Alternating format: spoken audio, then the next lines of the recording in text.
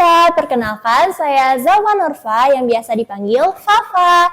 Nah, pada kesempatan hari ini, saya yang akan memandu podcast kali ini nih. Dan karena saya bukan anak kesehatan dan tema kali ini tuh adalah dampak begadang bagi kesehatan. Jadi spesial banget untuk podcast kali ini, saya mengundang sebuah tamu. Di sebelah saya sudah ada dari dosen Fakultas Kedokteran Universitas Padjadjaran.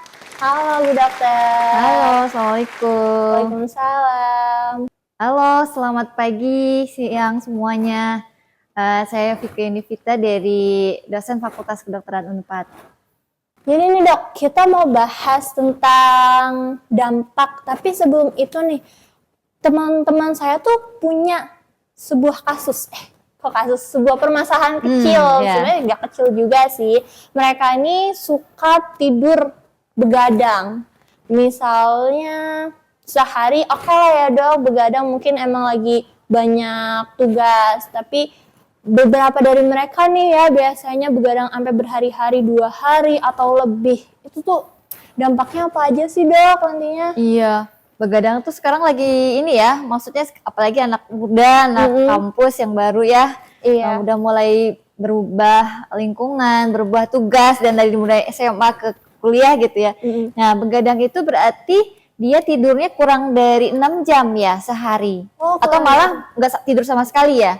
Kayaknya sih nggak tidur sama sekali sih Dok. Matanya udah kayak panda banget Dok. Iya pasti kalau kita lihat sih selain itu ya tadi yang Pak bilang mungkin dari mata kita juga bisa ngelihat orang yang terganggu tidurnya, dia bisa kelihatan nih orangnya cepet sensitif, emosional gitu ya teman-teman. Terus kalau sering begadang pasti dia cepet sakit, gampang sakit. Begadang berapa hari karena terus-terusan gitu dia gampang sakit, terus kemudian dia nggak fokus kalau diajak ngobrol, kadang nggak nyambung misalkan.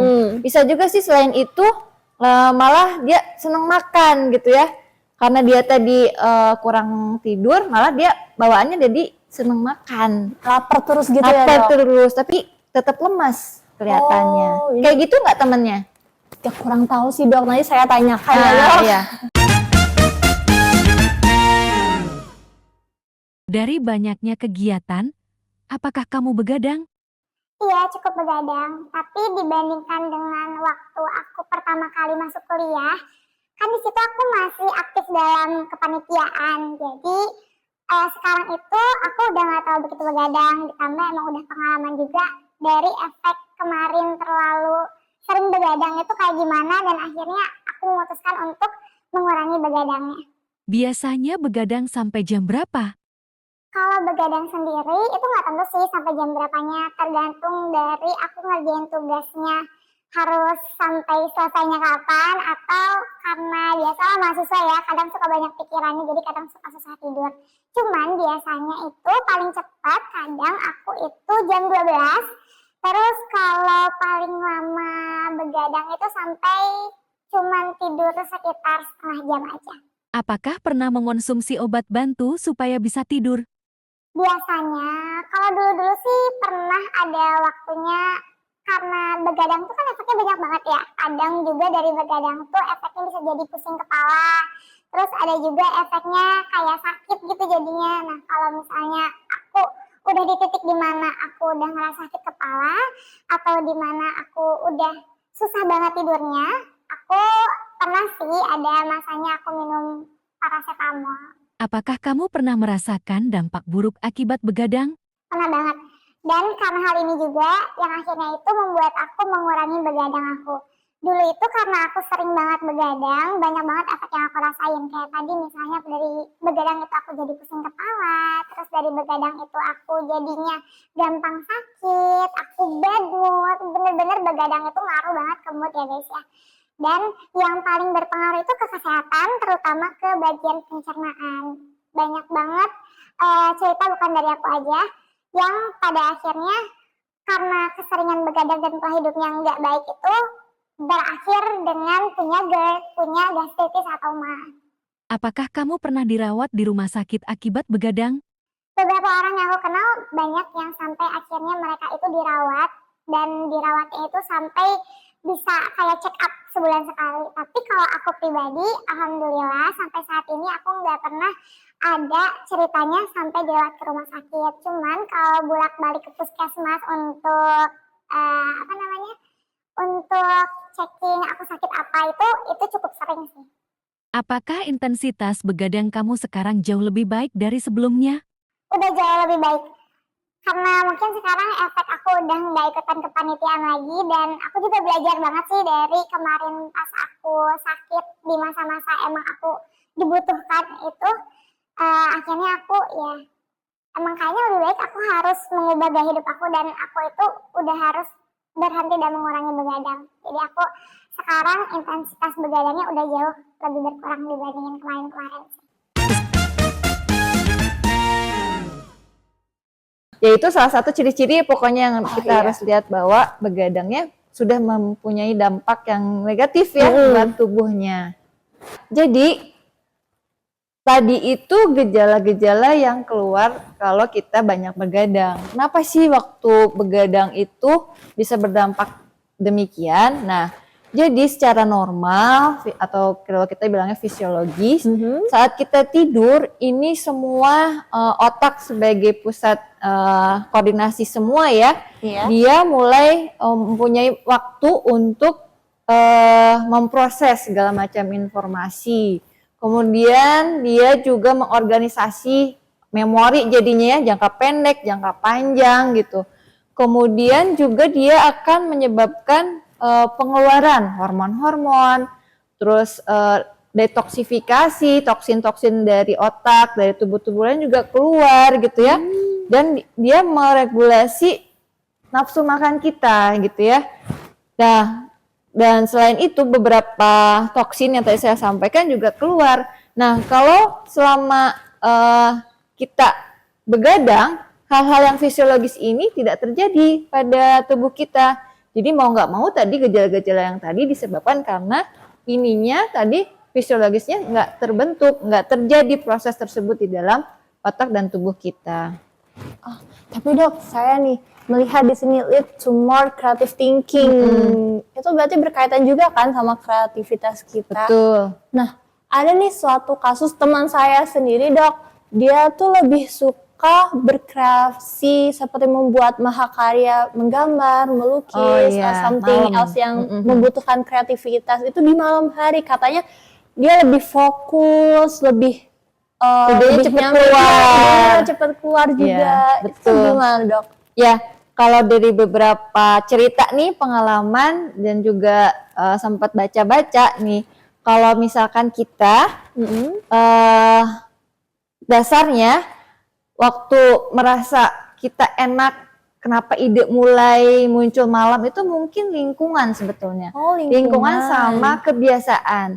Jadi waktu kita berpikir karya kita atau ide kita keluarnya malam, lihat deh lingkungannya, apakah lingkungannya sepi, nggak ada banyak interupsi orang sekitar, nggak ada banyak gangguan lain-lain gitu ya. Tapi padahal kalau kita lihat kebutuhan untuk tidur itu tetap perlu waktu malam, nggak bisa diganti orang yang tadi idenya keluar malam diganti gitu tidurnya jadi di siang, pagi nggak atau siang bisa hari. gitu tetap karena kita secara lahiriah dilahirkan memang waktunya malam itu untuk tidur, siang untuk beraktivitas. Kenapa? Saat kita bangun itu reseptor-reseptor dalam tubuh kita bisa melihat, bisa mengontrol bahwa ini tuh lagi siang nih, kita harus aktivitas, sel berproses, bekerja, metabolisme dan lain-lain. Terus kalau pas sinar matahari mulai redup, nah tubuh kita juga bereseptor, kita sebentar lagi mau istirahat. Nah, gitu. Nah, waktu kita tidur, ini adalah siklus yang biasa terjadi. Jadi kita yang tidur yang normal itu sekitar 7-9 jam. Ya, jadi bolehlah 6 jam untuk anak-anak muda, tapi nggak boleh kurang dari 6 jam ya. Jadi kita pastiin kita mau tidur jam berapa, bangun jam berapa. Kita muslim pasti harus bangun subuh ya, misalkan jam 4. Jadi kalau misalkan mau bangun jam 4, minimal jam 10 udah tidur, kalau 6 jam. Tapi kalau orang yang enaknya dengan 7 jam, berarti jam 9 dia harus udah tidur. Nah, ini siklusnya ya. Ada mulai light sleep, deep sleep, dan vivid dreaming. Nah, kita lihat di gambar ini bahwasanya untuk satu siklus tadi yang 7 sampai 9 jam itu tiap orang akan mengalami 5 sampai 6 siklus gitu ya. Kalau misalkan kita lihat fisiologis, itu kebanyakan tadi yang hormon, kemudian neurotransmitter itu keluarnya di deep sleep. Nah, kita lihat deep sleep itu banyaknya malah di awal-awal siklus pertama. Makin ke lama dia makin sedikit. Nah, untuk yang REM ini juga dia mempengaruhi relaksasi otot, sel dan lain-lain untuk istirahat setelah aktivitas siang. Jadi kalau proses REM ini tidak terbentuk, kalau kita lihat itu REM paling banyak. Makin lama dia tidur makin terbentuk, makin proses REM-nya prosesnya terjadi, makin banyak dia waktu tubuh untuk berproduksi, merelaksasi dan lain-lain. Jadi kalau misalkan waktunya berkurang, nah mana yang kira-kira akan berkurang, REM kah atau deep sleep kah? Nah itu tergantung tiap orang beda-beda reseptornya ya. Tapi yaitu makanya nggak bisa kita ganti tidur malam jadi tidur siang gitu ya, dan waktunya harus tertentu minimal 6 jam kalau bisa lebih. Oke, berarti yang lihat itu bukan mata kita, walaupun mata kita tertutup nih ya dok, tapi yang lihat itu organ lain. Iya betul, tubuh kita dari ujung rambut sampai ujung kaki itu ada reseptor yang memang sudah mengidentifikasikan bahwa ini siang malam.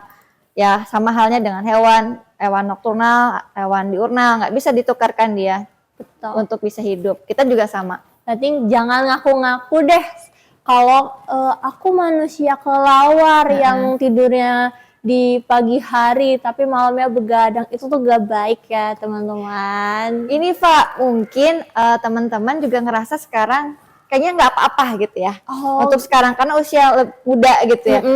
Ya pada awal mungkin usia muda proses reproduksinya, produktivitas perbaikannya lebih cepat. Jadi ngerasa aman-aman aja gitu. Padahal itu kalau kita push terus pasti akan menyebabkan di usia tua akan ada gangguan gitu. Berarti jangka panjang. Ini jangka panjangnya ya. Kalau misalkan kita tidurnya kurang dari 6 jam, yang pertama tadi karena tadi waktu tidur kita menyimpan proses memori. Kemudian masalah kognitif dibantu dia menjadi lebih fokus, neurotransmitter keluar banyak dan lain-lain. Makin lama kalau keganggu tidurnya berarti tidak punya waktu untuk menyimpan dan memori akan terganggu. Ya, kalau udah tua, kalau sering-seringan berarti teman-teman tahu orang pikun atau Alzheimer gitu ya. Itu mungkin salah satunya ke sana gitu ya. Faktor risiko tapi tidak langsung menyebabkan. Kemudian tadi saya bilang kalau orang yang sering begadang, appetite atau nafsu makannya lebih banyak gitu. Jadi mau nggak mau cepet lapar, pasti cepet makannya juga, cepet sering makan. Jadi mau nggak mau pasti kalau kronis lama-lama terus dia pasti akan tambah berat badan. Nah, tambah berat badan kalau lama-lama tadi juga ya, selain berat badan, satu sisi yang tadi keseimbangan hormon, ada insulin, ada kortisol, dia juga meregulasi terkait dengan metabolisme tubuh. Nah, insulin jadi tidak bekerja kalau kurang tidur. Efeknya apa? Kalau insulinnya sudah resisten, diabetes. Ya. Kemudian waktu tidur juga dia mulai repair kan. Nah, kalau misalkan tidurnya terganggu, begadang ya, proses repair reseptor ini akan terganggu dan akan lebih sensitif jadinya. Nah, karena kita begadang terus, nah otomatis untuk bisa tetap awake kan jantung kita akan memompa semua cairan dalam jantungnya untuk terus ke otak kan. Lama-lama dia akan hipertensi karena terus-terus bekerja, ngompa, dan lama-lama kalau jangka panjang usia tua bisa menyebabkan penyakit jantung, ya. Dan yang terakhir, yang pasti nggak kalah penting adalah sistem kekebalan.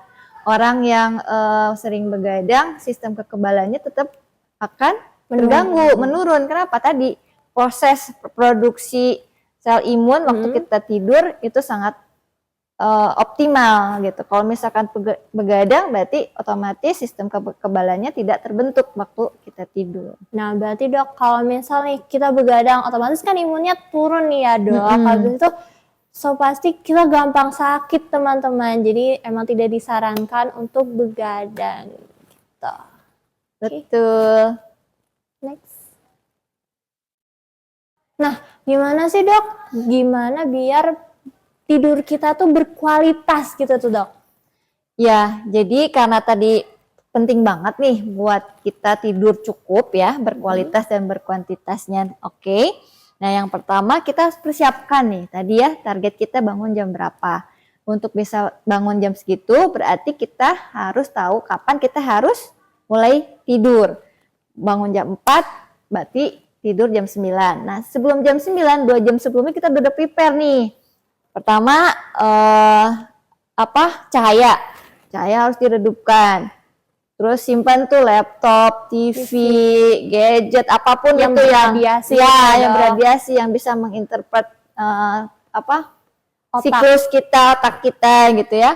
Terus ya teman-teman juga harus membiasakan ritme ini berjalan tiap hari. Jadi misalkan ada yang beberapa orang nih Pak, weekday dia tidurnya udah bagus schedule gitu ya, terjadwal. Tapi Sabtu Minggu mau begadang mau main game gitu, nggak bisa. Tetap itu akan mempengaruhi nanti siklus sirkadian, siklus tidur kita yang baik, kualitas kita yang tidur kualitasnya kurang baik gitu. Berarti dalam seminggu itu tuh gak boleh bolong satupun buat begadang ya Dok. Supaya tetap sehat. Nah, selanjutnya sebelum tidur batasi minum, makan, apalagi kalau minuman yang kopi ya, kafein ya. Kafein. Jadi kalau misalnya kita tidur mau jam 9, maksimal jam 6 udah selesai, nggak minum kopi lagi. Kenapa? Ya kopi kan ngeluarin adrenalin dan lain-lain tuh menyebabkan kitanya awake, sadar gitu kan, terjaga gitu. Kalau misalkan dekat-dekat waktu tidur ya kita nggak bisa prepare dong mau tidur. Terus makan juga sama. Kita waktu mau tidur kita istirahatkan usus kita. Nah, kalau waktu makannya dekat ke waktu tidur, berarti kita tidak mengistirahatkan si usus kita, tidak mengadaptasikan, kasihan. Jadi kita tidur tapi usus tetap bekerja, pasti ada sesuatu metabolisme yang kurang komplit jadinya. Kita akan ngerasa kembung nanti bangun tidur tuh nggak enak pasti. Sama ini Dok, makan. Ntar perutnya jadi buncit gitu Iya kebanyakan kata orang ya gitu ya, buncit ya.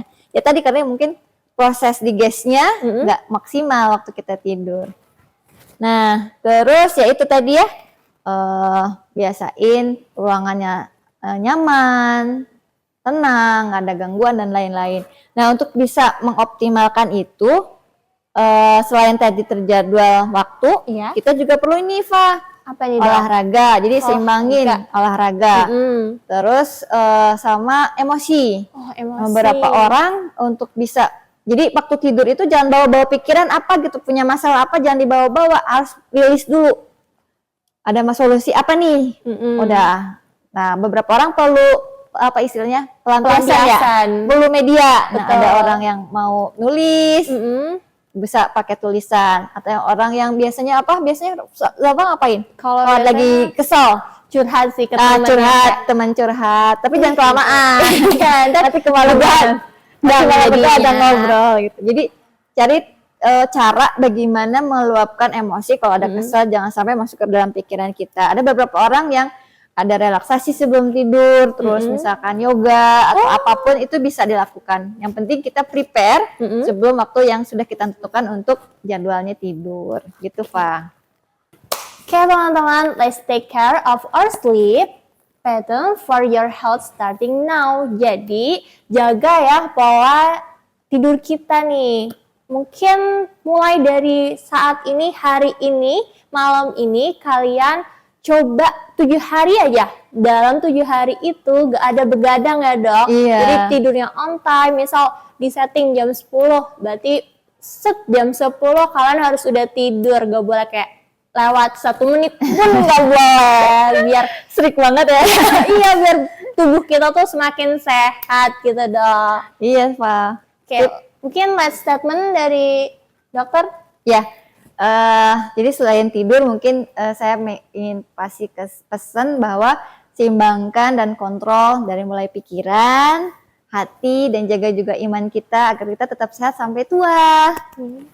Oke, mungkin sekian dari kami. Terima kasih kepada Dokter Vika yang telah meluangkan waktunya dan Sama-sama. membagi ilmu kepada saya dan Permisa di sana. Oke. Sekian, terima kasih. Sampai jumpa. Salam